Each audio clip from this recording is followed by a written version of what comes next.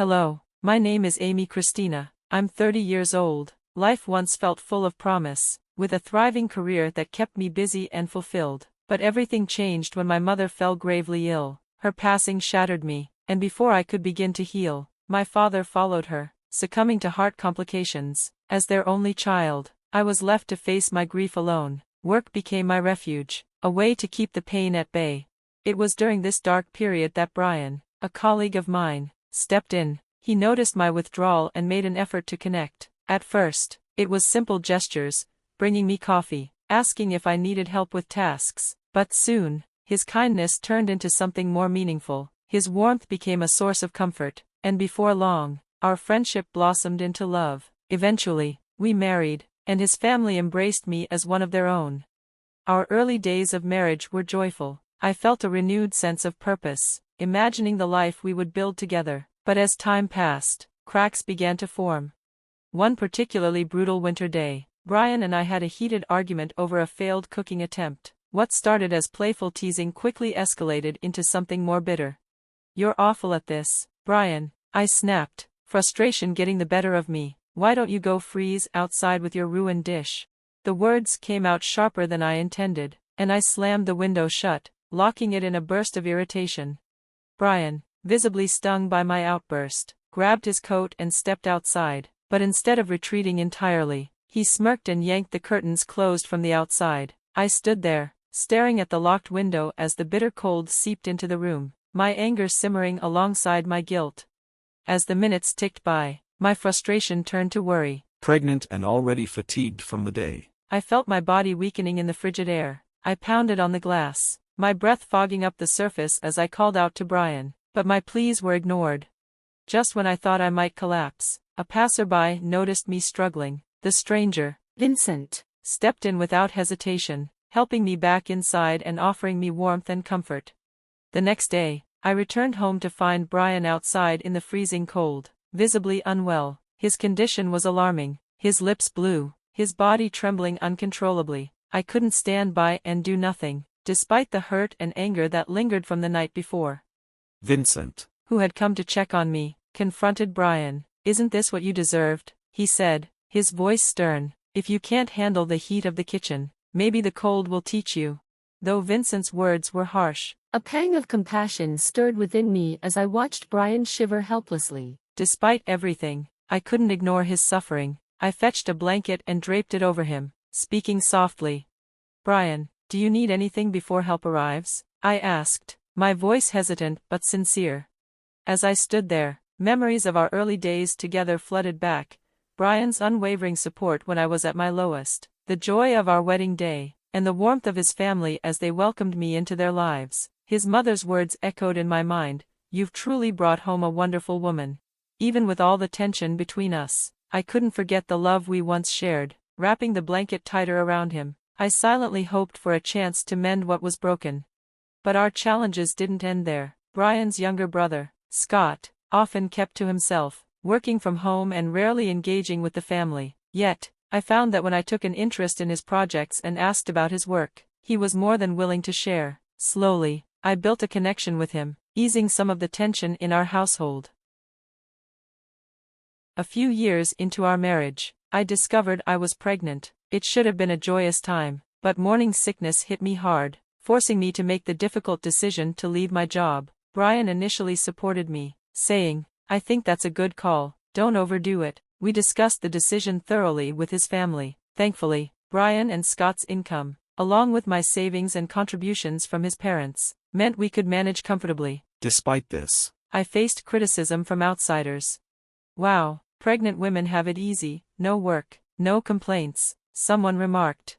The comment stung. But what hurt even more was Brian's shift in attitude. He began to resent my decision, despite being the one who encouraged it. "You're just freeloading without a job, acting all high and mighty," he accused one evening. "Who's acting high and mighty?" I shot back. "I'm the one cleaning up after you every day."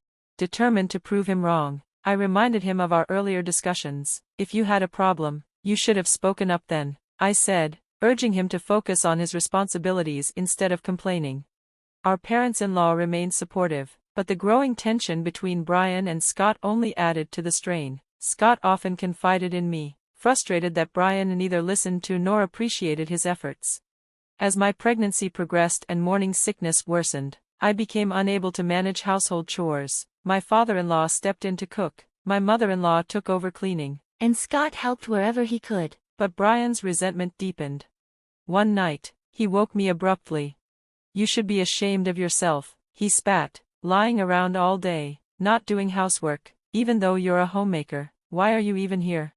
The words cut deep, leaving me speechless. Before I could respond, Scott intervened. "That's rich, coming from someone who barely pulls his weight as a husband," he said, his voice sharp with anger. The strain of pregnancy and Brian's lack of empathy began to take a toll on me, physically and emotionally. It became clear that open communication and understanding were no longer enough. Something had to change. I decided to lie down for a moment, my body weighed down by exhaustion and stress. The warmth of the room and the soft embrace of the blanket pulled me into an unexpected, deep sleep. "Amy, time to wake up," Brian's voice gently stirred me. I mumbled, slowly opening my eyes. I braced myself for another round of criticisms, expecting the cold tone that had become all too familiar. To my surprise, Brian's expression was different. His usual frustration was replaced by something softer, almost tender. "I wanted to let you sleep, but it's already evening," he said, his voice unusually gentle. "I've prepared dinner. Join me when you're ready," he added before quietly leaving the room. As I sat up, I noticed a blanket draped over me. For a moment, I wondered, was it Brian who covered me? The small gesture of care stirred something in me, but I brushed the thought aside, unsure of its significance. When I made my way to the kitchen, the familiar aroma of my father-in-law's cooking greeted me. The dishes had been warmed and were ready to eat. Brian stood by the counter, his expression carrying a weight of remorse.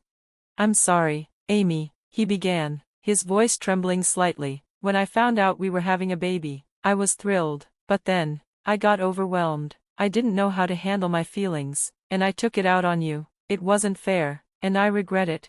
He gestured to a small cake on the table, its uneven frosting betraying his lack of baking experience. "This is my way of apologizing. It's not perfect, but I made it for you."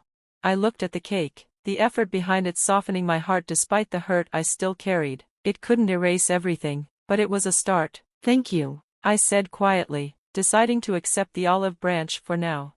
As we sat down to eat, a sudden exclamation from Brian broke the silence. "Look, it's snowing," he said, his tone filled with childlike excitement. I followed his gaze to the window, where delicate snowflakes danced against the night sky. The sight was mesmerizing, coming from a place where snow was rare. Moments like this always felt magical. "Let's open the window," Brian suggested, already reaching for his jacket. "But it's cold," I protested, shivering at the thought.